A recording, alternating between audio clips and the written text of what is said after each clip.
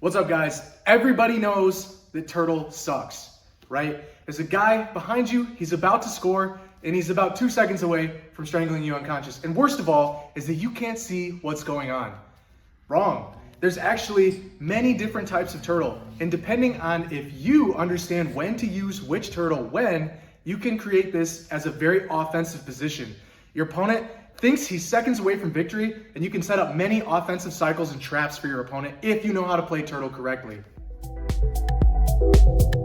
So first we're gonna talk about how most people play turtle, okay? This is something that you see from white belts that don't know anything, all the way up to black belts who have gotten ignorant and don't really learn anything new in the sport, right? So a lot of people just play turtle like this. If Juice gets on my back, they get into a position. First of all, they're just in an ambiguous turtle. They might have an arm out here, they might have an arm out here. They have maybe just both arms out. They're not really thinking about why they have their arms out or in. They don't actually have any plan based on what their opponent is doing. And then they might play here. Juice tries to grab a seatbelt from me, and he's just moving around. And then they just throw caution to the wind and throw themselves to the mat and hope to get the guard back. They go like this, and that's what happens. In best case scenario, they get put in a side control, which is not good. In worst case scenario, they get their back taken. I have a video of this I'll show right now. This is me threatening my opponent's back with a far side arm drag. My opponent senses the danger and simply throws his back to the mat. Mind you, this is in the advanced division, and he is either a purple or a brown belt at this point, so this is still really common with guys that are actually pretty good otherwise. I was able to follow him by putting my knee to the outside of his body. This is extremely common as well when somebody gets one hook in. As soon as somebody gets one hook in, most guys are just gonna try to throw their back to the mat. It's not a terrible move, but most of the time if you have a talented back attacker, they're just gonna follow you. It looks like this. I reach and grab his wrist, and as he goes, I bring my knee over and all the way up to the line of his head, okay? So I'm not over here, I'm over here, and he's gonna land right between my knees, so go. See, it's very easy to follow somebody through a roll when all they have in their turtle arsenal is to throw their back to the mat. It's actually a very misunderstood position, and it's something I want you guys to get much better at. So let's talk about some quick tips that are gonna make it really easy for you to get out of turtle next time. One of the very first things I want to talk about is having different types of postures. This is something that I showed in the beginning. I showed you all the different ranges of turtles that there are.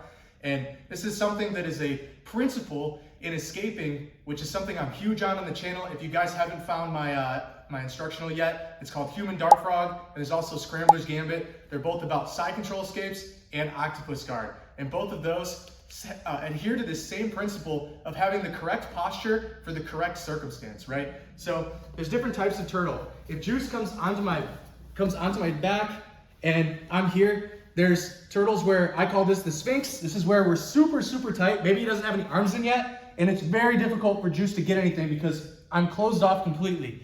My elbows are tucked into my legs, and it's super hard for Juice to get underneath and get anything like a wrist ride, like this. I don't want him to get these grips, right? I'm gonna be here, and so I know and I'm funneling where his hands will go. He's gonna reach up and around my neck because that's the only thing he can do, right? And that's when we start using our primary defensive hand, meaning it's across from his strangle arm in order to start fighting hands and working ourselves out of the turtle. In other scenarios, we might want to have an open turtle to be more mobile and move around and start getting away from our partner and coming up to a 4-point and maybe doing things like standing up, which are great escapes as well. And a lot of wrestlers will really like those. But we need them all together.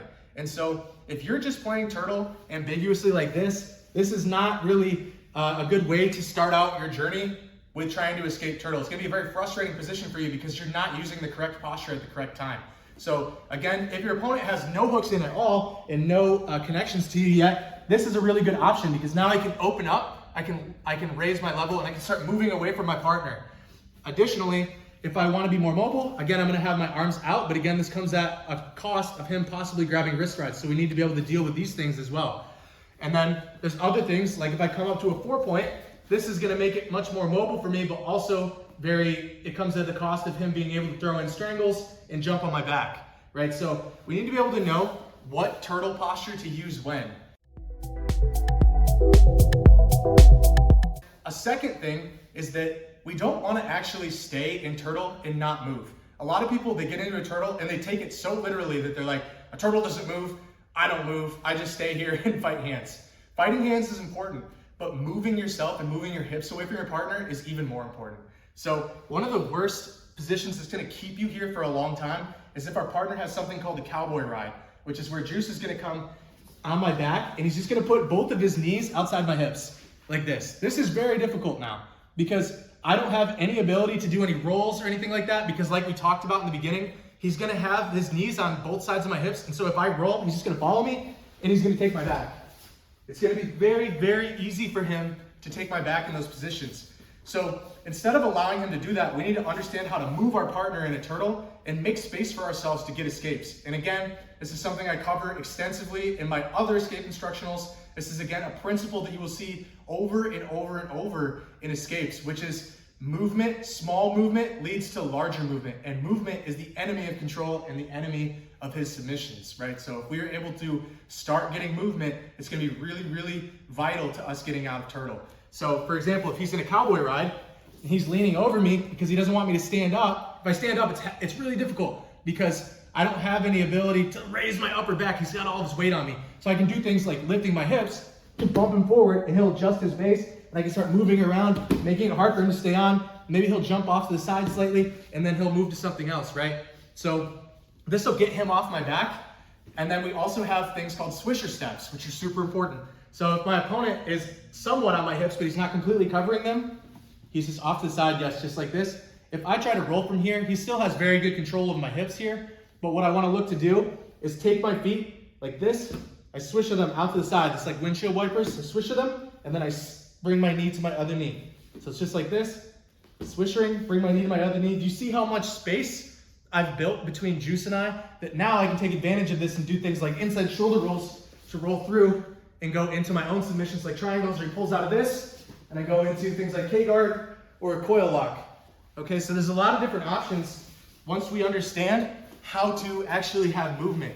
So what most people are gonna do is they're gonna sit in the turtle just like this, and they're just gonna stay here, and they're just gonna play, and then at some point, they're gonna throw a Hail Mary and just throw their back to the mat, and my partner's either gonna follow me, and he's gonna get back exposure like this, or he's gonna get a side control, and these are really not optimal ways to play turtle, and it's a reason that you're never gonna use it, because you feel like it's a terrible position, but it's not. It's actually a position we can really take advantage of our partner, because especially if we have a cagey opponent who doesn't wanna give us anything, maybe he's up on points, we can give them turtle, and we can give something to get something.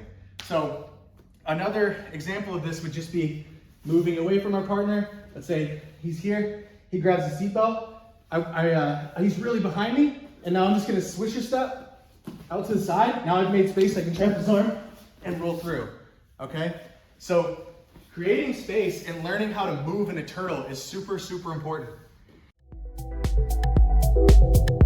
The third, and one of the most important things in turtle, is hand fighting with intention. What do I mean by that? I mean, we don't just block his hands from coming in, we take the grips that he's trying to make and turn them into our own. So let's say Juice goes in and tries to grab a seatbelt. I just have my hand here, I'm ready to grab it. Once I grab it, now he might lock his hands. If he locks his hands, there's something called the law of locked hands, right? This is something that we focus on in the gym here. This is where if he locks his seatbelt, I'm going to take his hand, and this is the last grip he's ever gonna get, because if he opens his hands, I start moving it away, and I can do all kinds of things like bringing it to this side, scooting out. We can even try to throw in darces here. And there's other options like sumigeshis. So he's got his hands locked. If he unlocks them, they will come apart too far because I already have his arm. He can't strangle me here because he has to clear my arms. It's very difficult for him to do that in this position. So we're taking a grip that he wanted and we're turning it into something offensive for us. So again, I'm grabbing his arms. He tries to switch to something else because nothing's happening. He moves here. I turn out, I get a butterfly hook inside of his leg. You can see it right here. And then I'm just pulling him through, and I can lift him and start going into things like sumigeshis. So these are really important aspects of turtle. We have 3 components that I can tell you 99% of people have never even touched on, trained, or thought about, which is that we have the correct posture for the correct job. If my partner is right behind me and he has nothing inserted yet, go ahead.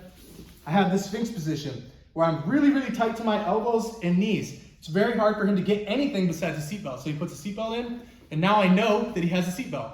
So all of this together, let's say I get the seatbelt, I'm grabbing onto it, so we have law of locked hands again, and now I'm starting to swish your step out, and I'm making space. I could wait for him to unlock his hands. He unlocks his hands to do something else. I'm going into that same exact sequence where I can go into a butterfly sweep by stepping my leg up, or I could bring his arm over. Now there's no danger of a strangle. I can start sitting out towards my opponent, looking for darces and things like that, or just get my guard back. Or I grab this 2-on-1, and we can do things like, since I made space with my swisher steps, we can do things like makikomi rolls. This is where we catch our opponent and roll them through in order to get into top side control.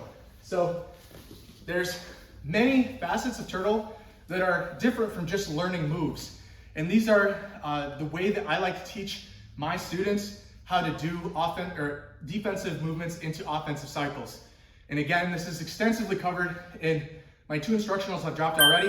And if you like this content, go ahead and give us a follow, because we're gonna be dropping a turtle instructional next. And it's gonna be all about going from defensive cycles into offensive cycles. I hope you guys like this. Let me know if it's working for you in the comments, or if you've ever had any trouble with this. And I'll see you guys on the mats.